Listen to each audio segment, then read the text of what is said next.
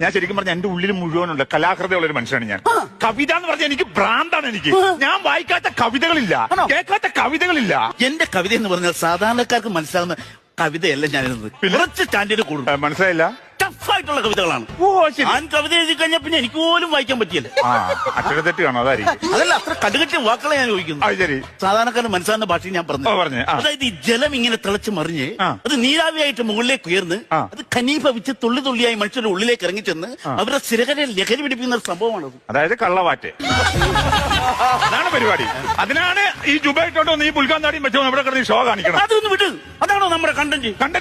Content എന്താന്ന് പറയാ. Content ഇവിടെ കെട്ടിവെച്ചങ്ങനെ കണ്ടില്ലേ? ഇതാണ് നമ്മുടെ കണ്ടന്റ്. ഇതെന്താണ്? കവിത സമാഹാരമാണോ? അല്ല, പഴയ പത്രങ്ങളുടെ ഒരു സമാഹാരമാണ്. ഇതെന്ത് ഇവിടെ മനസ്സിലായില്ല? ഇത് എന്റെ സംഭവം. ഇതങ്ങ് എടുത്തിട്ട് ഒരു ക്വാർട്ടറിനുള്ള പൈസ തരണം.